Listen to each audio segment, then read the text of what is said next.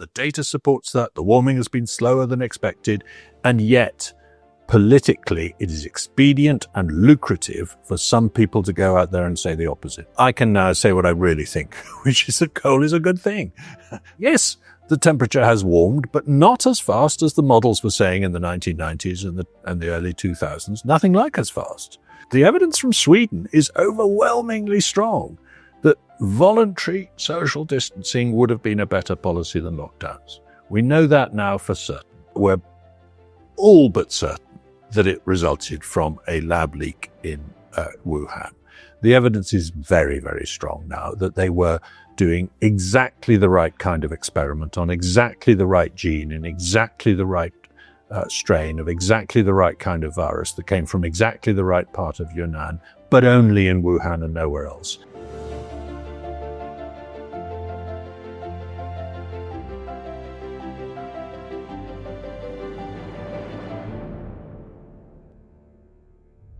Lord Ridley, thank you very much for giving us your time. It's terrific to meet with you and to talk. John, it's great to be with you. Thank you for inviting me. Let's begin. There are undoubtedly significant challenges confronting all of us. I guess you could say personally, nationally and internationally, but we seem to have been overtaken by a sort of mood of utter black pessimism. Everyone from academia and the arts, in the media, even politically, are really preaching doom to the point where I think it's very discouraging for people. You take a different view, I think. You think we should be excited by the challenges, not overcome by them. I do, and for me it's partly personal and partly passionate. When I was young, I believed the pessimists. They told me when I was growing up that the population explosion was unstoppable, famine was inevitable, pollution was going to shorten our lifespan, the deserts were advancing, the forests were retreating, ozone there was collapsing, acid rain was going to damage the planet, global warming, the ice age was coming back, whatever. My sperm counts were going to collapse. I genuinely thought that the future was going to be brutish, horrible, and short, whatever the Hobbes phrase is. And so it was quite a surprise when I woke up a few years later to realize that in my lifetime, global poverty, extreme poverty, has gone from over 50% of the world to under 8%. Nobody has ever lived through a transformation like that. Lifespan has increased at 5 hours a day on average all around the planet. Infant mortality, the greatest measure of misery anybody can think of, is down by 2/3 in my lifetime. So how come I was told these wrong things about the world and we're still telling them to young people today? And so I badly want to get out there and correct what people are getting told. To paint a mega picture of that, because I know exactly what you mean. And I remember coming to Britain as a young man in 1980, and young Brits were so depressed. The economy was in the doldrums. They couldn't get jobs. They wondered whether they'd ever have a lifestyle. There was the real threat of nuclear war. Yes. None of it happened. Yes. And in fact, Britain enjoyed, easy to forget now, but some golden years when it was very good indeed under strong leadership. Well, exactly. I left university after my PhD in 83. And like you, I had been so indoctrinated into thinking that decline was the only possibility for our nation, worse in Britain than anywhere else, but pretty bad for the world, actually, that it came as a real shock when that prosperity of the late 80s began happening. And I think, oh, hang on, this wasn't supposed to happen. And so for me, it really is important to get across, not everything's going to be fine. That's not what we're saying at all. But if you want to, you can make the world better in the future than it was in the past. All it's got to take is a bit of effort, a bit of courage, a bit of inspiration, a bit of imagination. And you, young people, can make the world a wonderful place, or a better place, not necessarily all wonderful, of course. And here's an area where the experts and the doomsdayers, an example of how at a mega level, if you like, have got it seriously wrong. People were killing the planet. There were too many of us. This is a great evil, and we've got to reduce our numbers.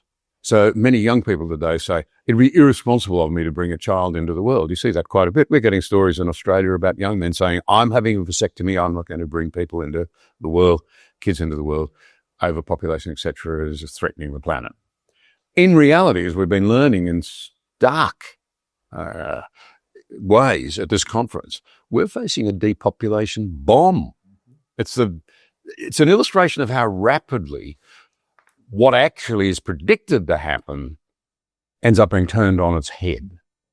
Well, I'm just back from India, a country where poverty is now down to 16% from 50% 20 years ago, where the population is now well over 1 billion, whereas in the 60s it was a few 100 million.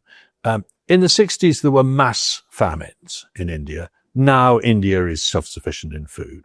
So in the 60s, the tigers were getting scarcer and scarcer. Now they're increasing significantly.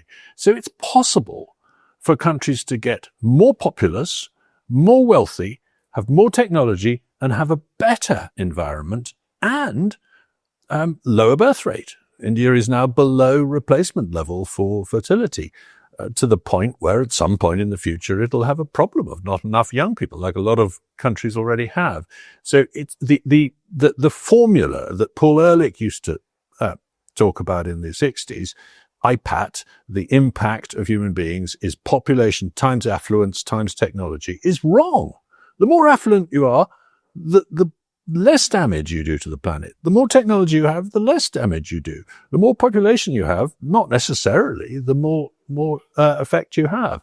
So we have to understand that the solution to our problems is innovation, new technology, new ideas, and better ways of solving our problems. That's not the spirit we're bringing to the great climate change debate in many countries. The first thing I'd like to say is, let's get to the bottom of this. The modelling is firstly unreliable and secondly counter to what we hear endlessly in the media, and I'm afraid these days from political leaders, or many of them, is that we are going to fry.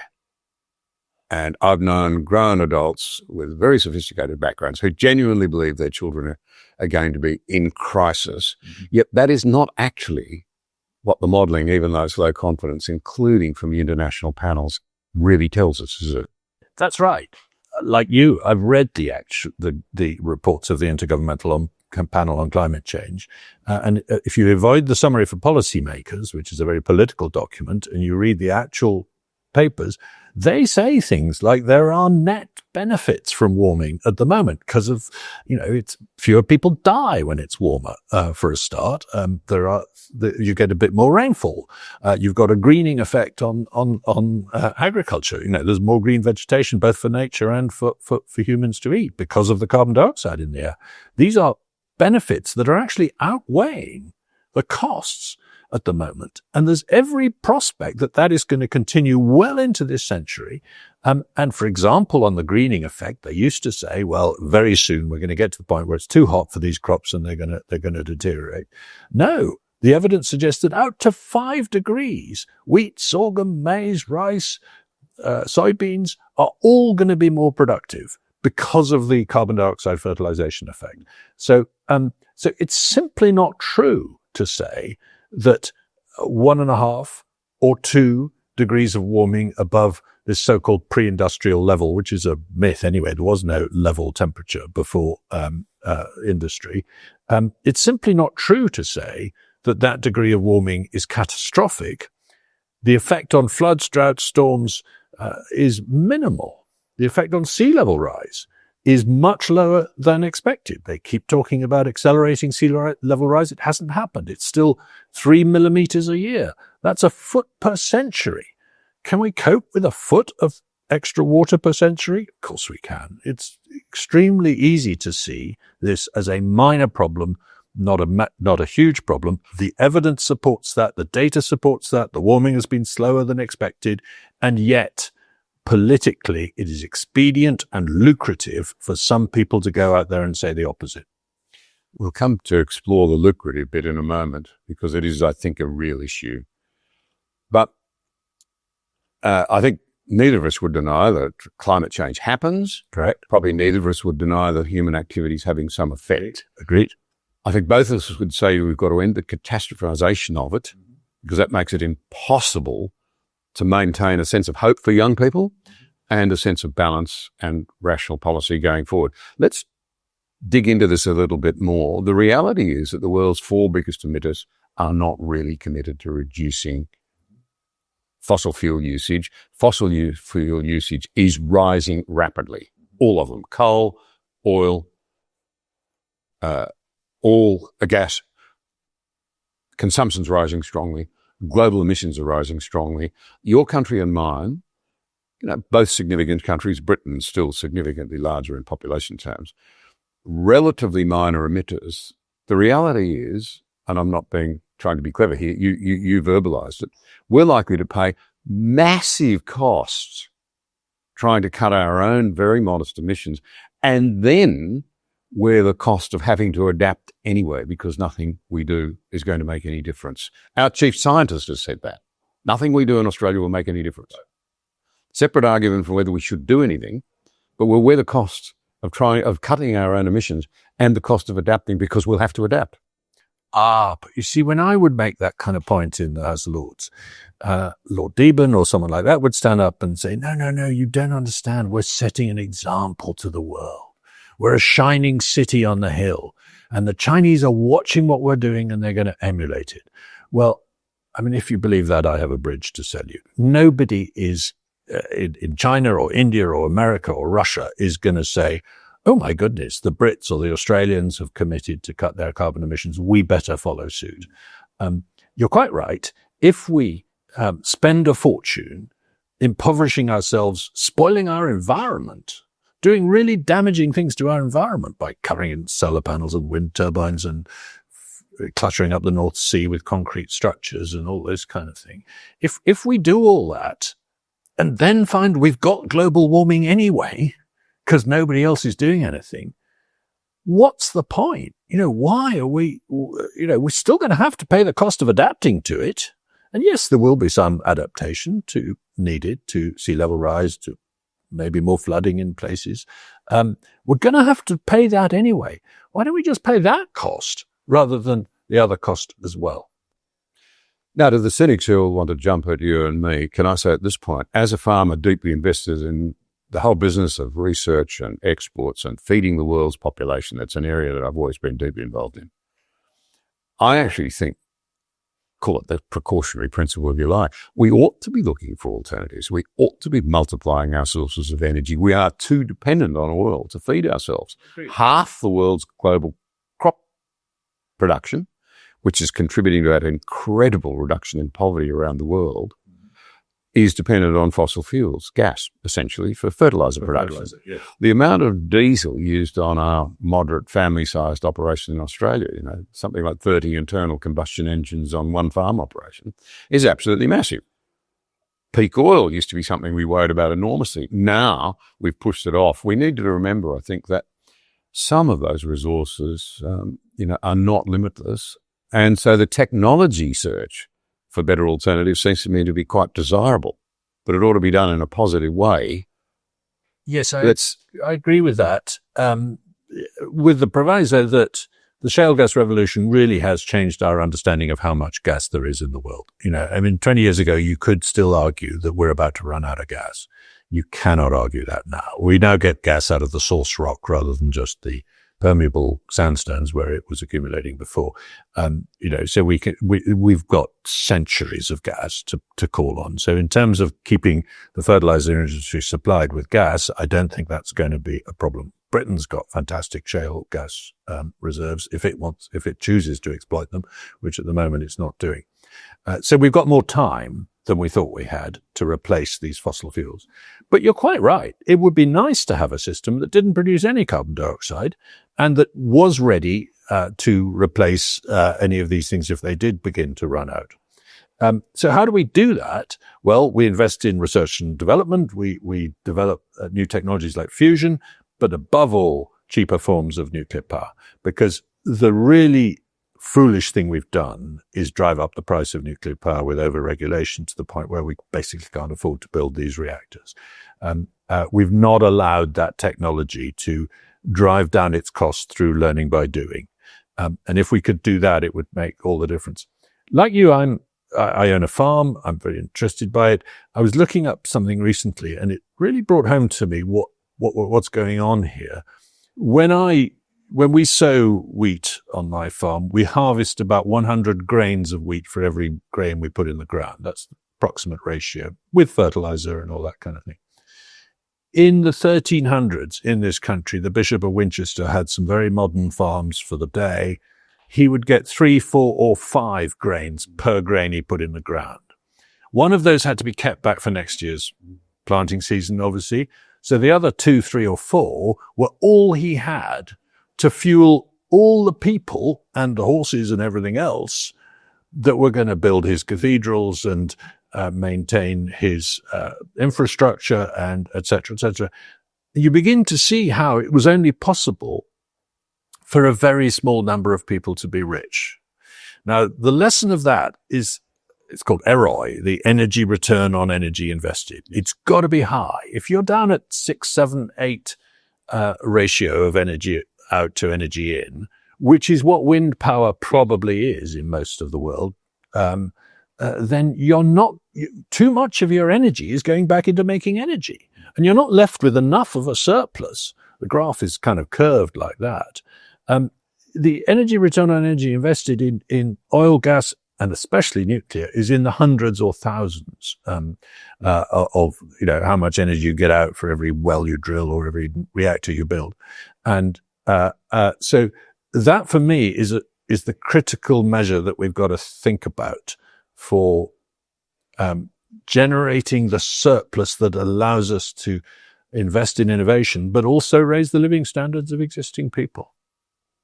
Australia, to its great disgrace with the Australian government, has just recently turned down an offer from Britain and America to join in a program to advance as quickly as we can the understanding, the engineering, the technology, and the rollout of nuclear power, specifically to help with this climate change emergency that everyone's supposedly seized by. It is amazing to me. You mentioned that we've allowed technology to fall behind. We've over-regulated it. A lot of the technology is now Chinese, whereas it was originally British for commercial and private use. Yeah, civil use of nuclear power was pioneered in Britain. It's true. But there's a blunt reality that Greens in Europe have apparently been prepared to accept. They haven't in my country. That if you're really concerned about emissions, you have to take nuclear seriously. Absolutely. It's the only technology that can deliver at scale, in enough quantity, in a reliable form, the energy we need to fuel a modern society, apart from the fossil fuels.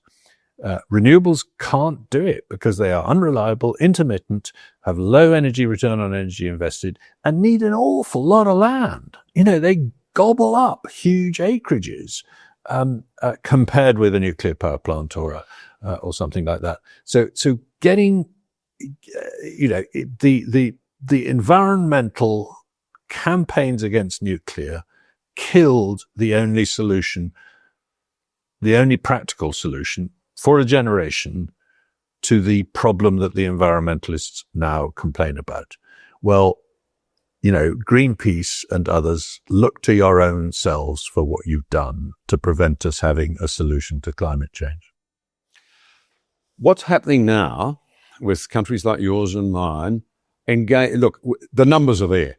Our economies are declining. In Australia, if we're not careful, what we're calling a cost of living crisis is going to become a structural and permanent decline in our economic well-being. And a lot of it's driven by not only the price, but also the reliability of energy supplies.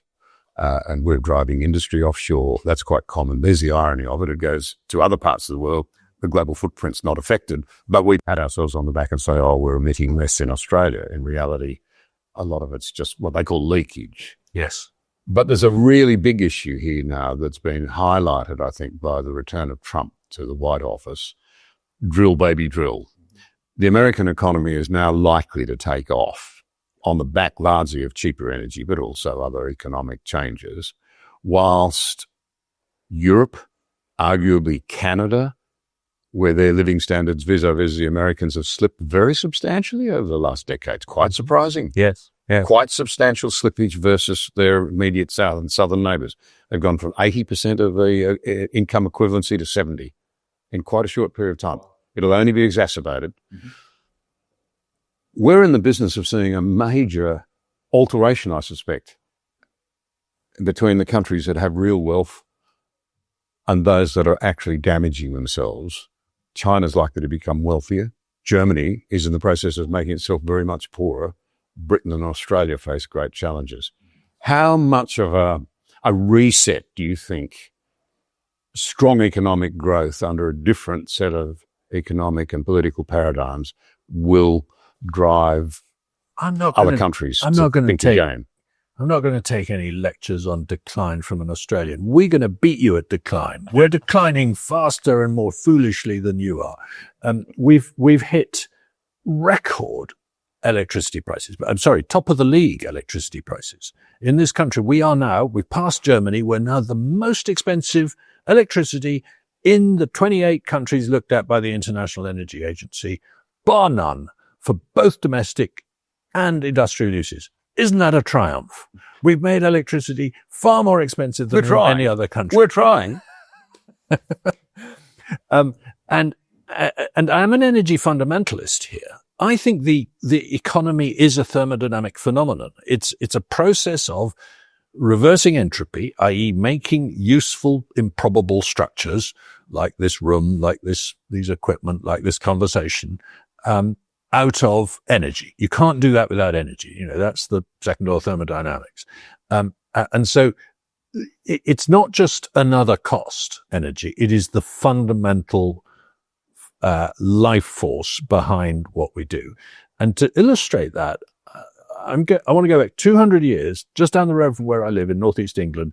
The first railway in the world, the Stockton to Darlington Railway, was opened exactly 200 years ago this year. George Stephenson built it.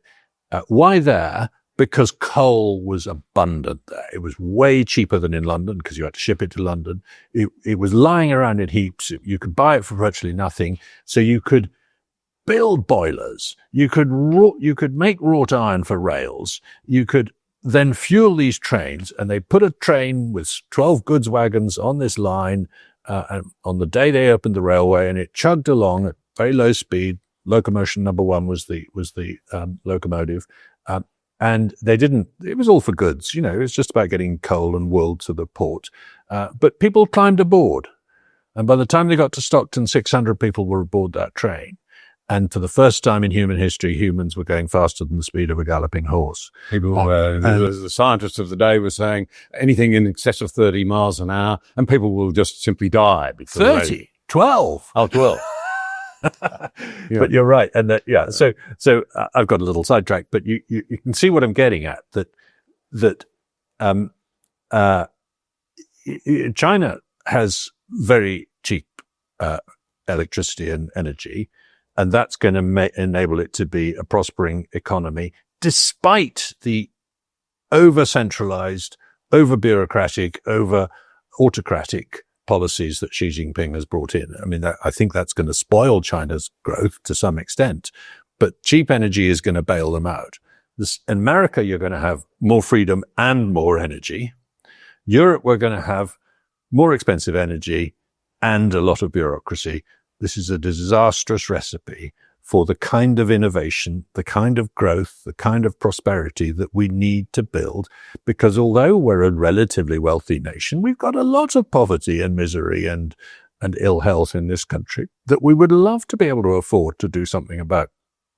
There's a graph which I'm obsessed by, which the Intergovernmental Panel on Climate Change commissioned from economists some years ago, which was to say, look, take 5 scenarios of what kind of policies people adopt during the rest of this century, and where do we get to in terms of GDP per capita?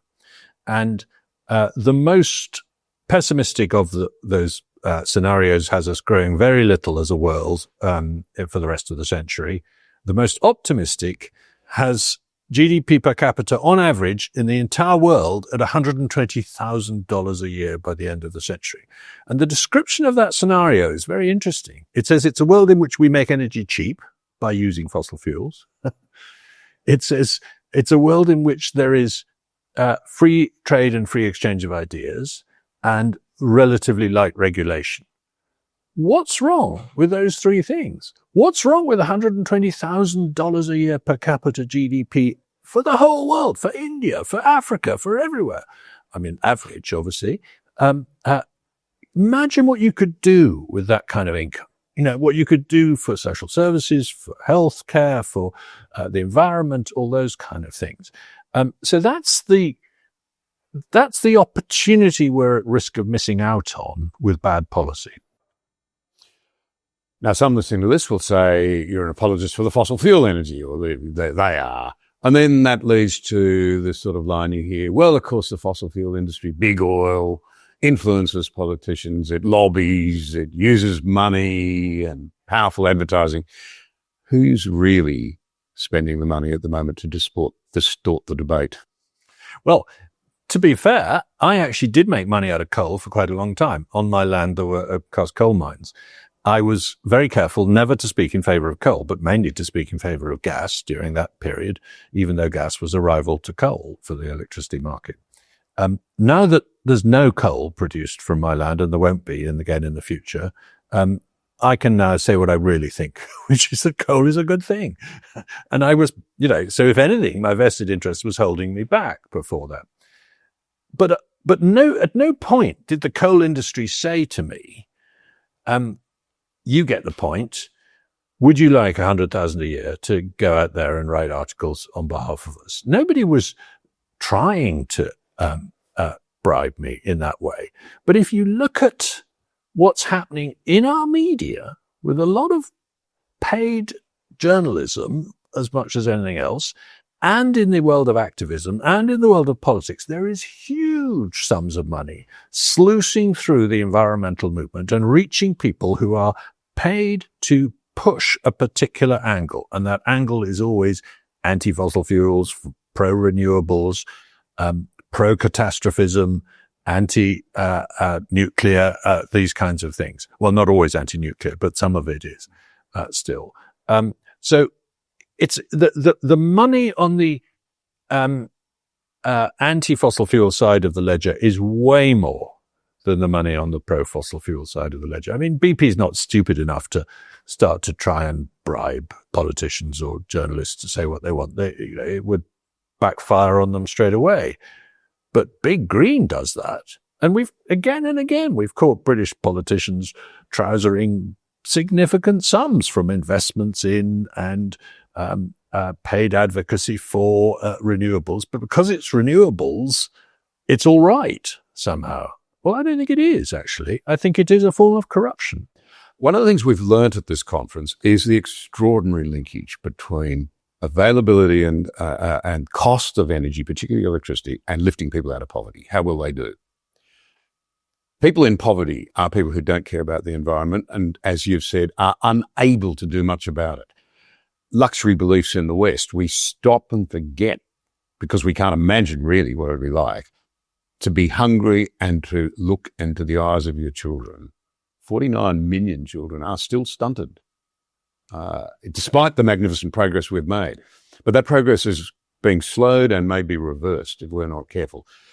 The other thing about it is that in the West, we actually are looking at data centers, AI, all the rest of it, which will mean that if you take the two together, the need to lift people out of poverty so they can care about the environment and reduce their footprint, and our desire in the West to have the new technologies, we're going to need a lot more electricity. No use planning just to try and supplant what we've got now. We actually are going to need a lot more. That's exactly right. For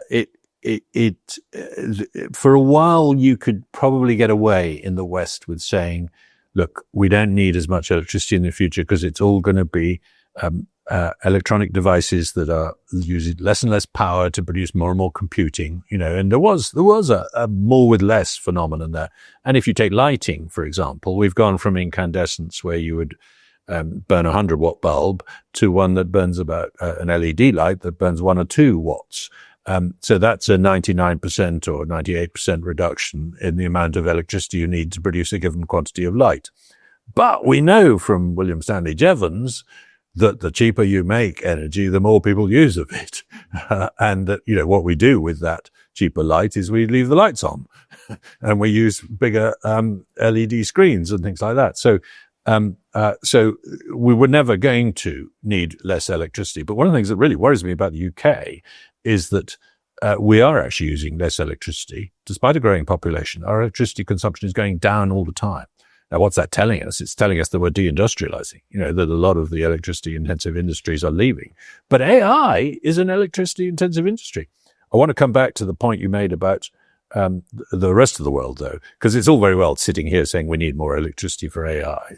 But the place we really need more electricity is the 1 billion people in the world who do not have any electricity in their home whatsoever. And the several billion more who have a relatively small amount. It can transform their lives. It can give them light by which to read and study and educate. It can give them heat so they don't kill their children with indoor air fumes from smoky fires and so on.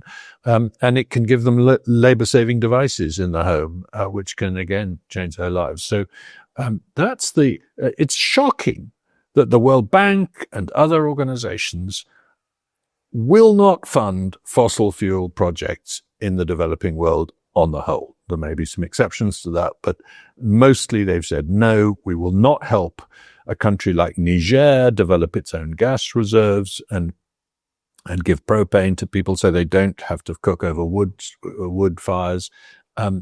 That's killing people and leaving them in misery. And instead saying, no, you're going to have solar panels to support your stoves and things like that. A technology that doesn't really work and that is too expensive and doesn't then reach people and doesn't last and can't be maintained and all these kind of things. Let's come to something else.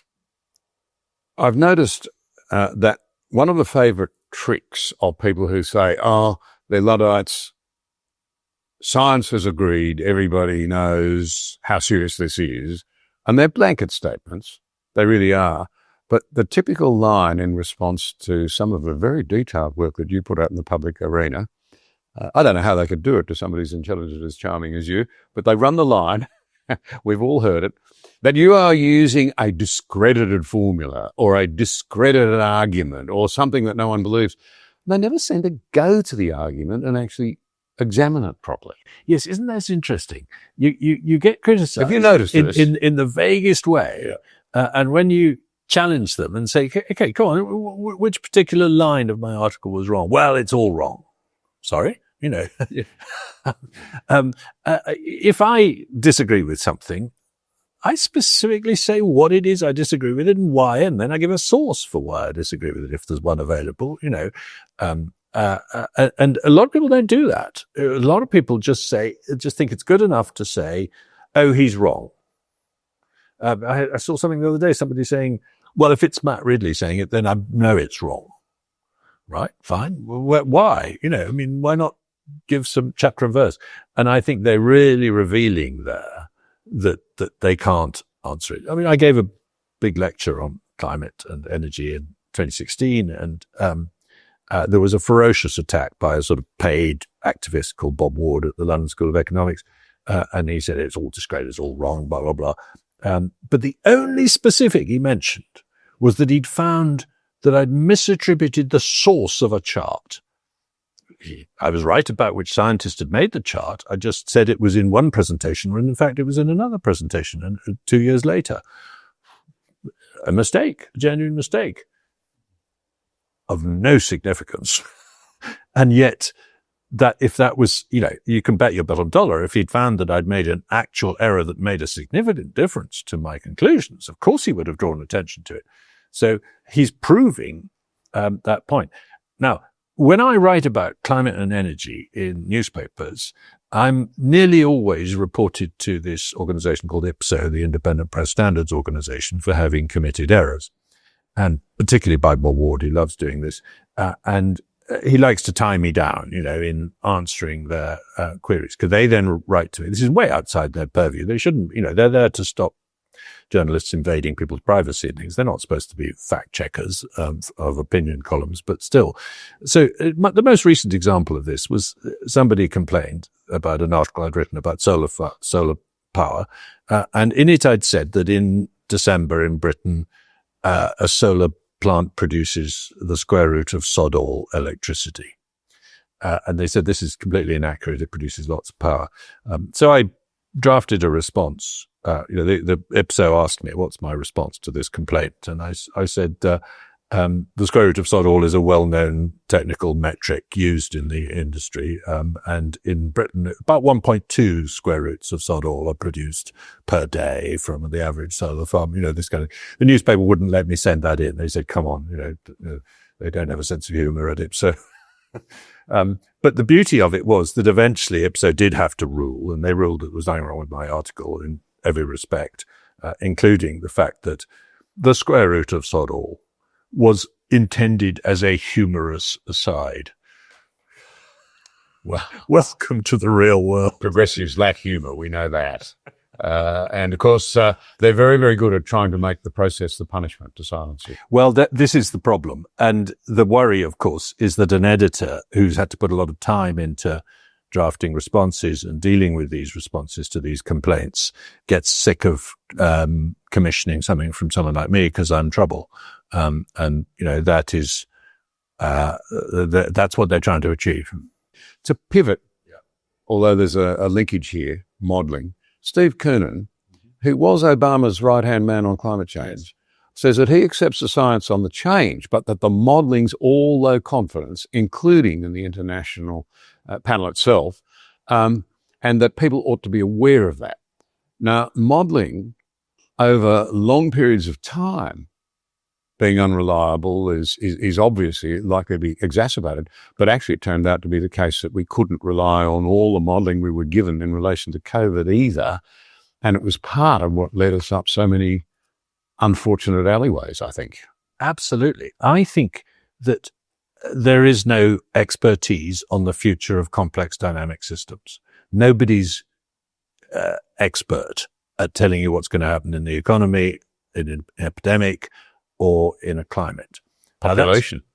Population's a little more deterministic, but yes. They got it so hopelessly wrong. They even get that one wrong again and again. Exactly.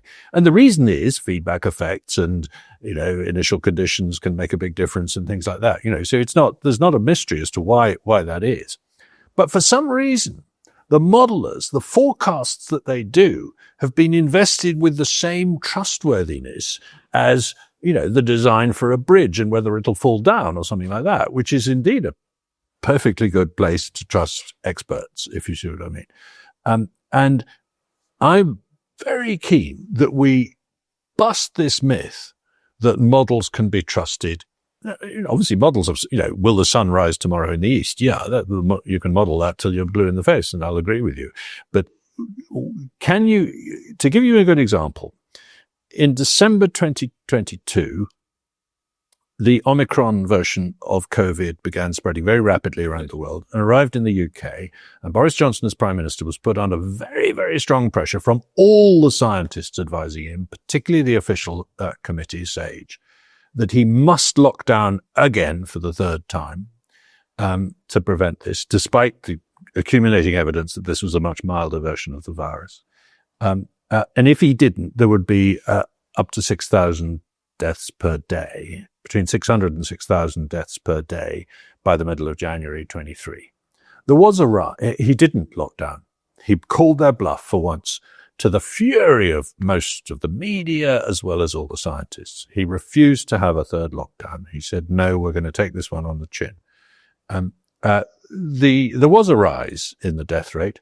It peaked at 200 per day, not 6,000 per day.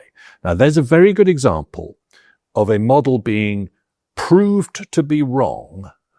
This was below the bottom range of its expectations, remember. This wasn't just below the peak, it was below the bottom end of the expectations. Being proved to be wrong within a few weeks. Now, the trouble with climate models is they can go on for decades saying, well, it could still start to rise, So yes, the temperature has warmed, but not as fast as the models were saying in the 1990s and the early 2000s. Nothing like as fast, let alone the effects on floods, droughts, storms, or sea level rise.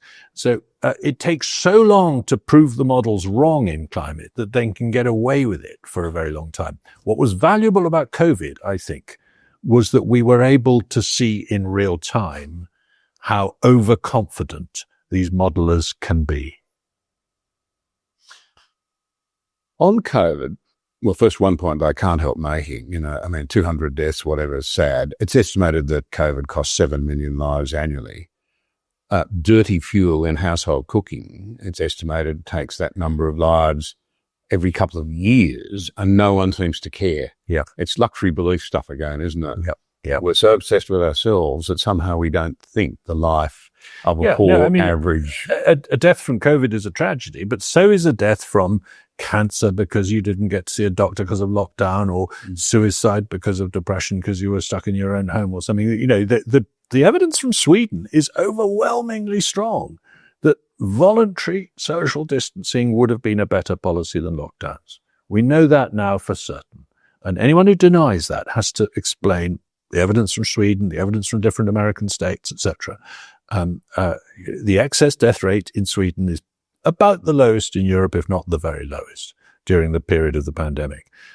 So that's a very important lesson. And they haven't damaged their economy, and they haven't damaged a whole generation of school kids. Exactly. Yeah, their schools were never socially impacted on kids. There's probably a lot of people who think, oh, goodness, can't we get over the post-mortem? COVID's gone. It's been a mess. Let's get on with our lives. But there are a lot of people who courageously, Shari Marks in Australia is one of them. She deserves a medal for her courage alone. Great. Say that it actually is very important to get to the bottom of this. And I think you're one of them. Yep. Why do you see it as so critically important for us to really try and understand what happened? Well, Shari Marks, as you say, has done a fantastic job of pursuing this issue. Alina Chan and I also wrote a book about this, and we were determined that it's vital to get to the bottom of it. First, so we know how to prevent the next pandemic. Second, just out of respect for the people who died out of this one, it's fair to know. We don't yet know how it began, but we're all but certain that it resulted from a lab leak in Wuhan. The evidence is very, very strong now that they were doing exactly the right kind of experiment on exactly the right gene in exactly the right strain of exactly the right kind of virus that came from exactly the right part of Yunnan, but only in Wuhan and nowhere else. And they were doing it at exactly the wrong biosafety level. And they were planning in 2018 to put this thing called a furin cleavage site into a SARS-like virus for the first time. And this is the only virus ever found, only SARS-like virus ever found out of about 800 that has that feature in it. It can't get that feature naturally. If it develops that feature in a bat, it doesn't survive. It doesn't work in a bat. So I'm sorry, but the evidence is very, very strong now. And in the case of SARS, MERS, Nipah, and other infections, when you get it in when you get an outbreak from a market or through the food chain, you get a very different pattern. You get lots of infections of people who are handling animals. You get lots of infections in animals. No animal infected with this virus before human beings. No human in that market who was handling animals infected. The vegetable seller was infected, but not the mammal seller. Sorry, this is pointing very strongly at this was a mistake. And you have these mistakes all the time in labs. You've got lots of evidence. SARS itself, brucellosis, influenza, foot and mouth, etc. We've had outbreaks from labs again and again and again throughout history. Why? But the particular reason I think why it still matters tremendously that we pursue this topic is because this could be the exception that proves the rule. In other words, this virus was impossible to stop by the usual public health measures. It was far too infectious for us to be able to put a cordon sanitaire around it and bring it to a halt. Normally, when you get an outbreak from wildlife, it's not like that. It can be very lethal, but not very infectious. It struggles to get going. It can't really spread very easily between human beings to start with. It gets better and better as time goes on. And of course, then, it can escape and you're at risk. But you've got months to deal with it. This happened with Ebola. This happened with MERS. This happened with Nipah. This happened with the first SARS, etc. It's happening with H5N1 now. That we're getting a stutter of infections into people, but they don't, I'll give it to other people. This virus knew exactly how to infect people from the start. Why? Because they'd been using it to infect humanized mice in the lab before. It had been trained on human beings for months. So this virus may well prove that the risk of a pandemic like that is lower than we think, as long as we don't do foolish experiments. And that's a lesson that the virology profession does not want us to learn. And that's why they are resisting every attempt to reach this conclusion that it came from a lab. Alina Chan and I and Anton van der Merwe of Oxford have been submitting proper, objective, careful papers to learned journals about the evidence for the lab leak now for approximately 7 months. We've been rejected by journal after journal. At first they said, this is too speculative. Then they said, it's a conspiracy theory. Now they're saying, oh, everyone knows it anyway, so we don't need to publish it. I'm sorry, but, this is a really important topic. I'm going to go on pursuing it, banging my head against the brick wall. I said to the Royal Society, will you please hold a debate about this? You don't have to invite me, just invite 2 people to debate it. No, it's too controversial a topic. What does that mean? I thought the whole point of debates was you had them on controversial topics. I'm deeply shocked by, I'm a passionate believer in science. I've championed science all my career, for 40, 50 years. To find that it's so corrupt and so institutionally resistant to trying to answer probably the most important scientific question we will face this century, how did north of 20 million people die, is to me deeply shocking. That does lead me to another area where, if you like, there's something of a global race going on. AI. Yes. We're all nervous. I'm nervous. Yes. We don't know where it might lead, how many people are displaced, how it could be misused. Yes. But it seems to me the bottom line reality is that whoever wins the AI race controls everything. So it's a race really between China and the rest. Yes. The new president, or the returned president, has apparently thrown open all of the restrictions and so forth on AI. We've seen the emergence of DeepSeek and the very real concern that the Chinese have leapfrogged ahead in both the technology and the pricing of it all. How do you see this debate unfolding, and what should we do? Well, I'm relatively optimistic that this will be a beneficial technology on the whole, with downsides. Mostly when we invent automation of any kind, we use it to augment human capacity rather than replace human capacity. So, I have sat-nav, but I don't have a driverless car, for example.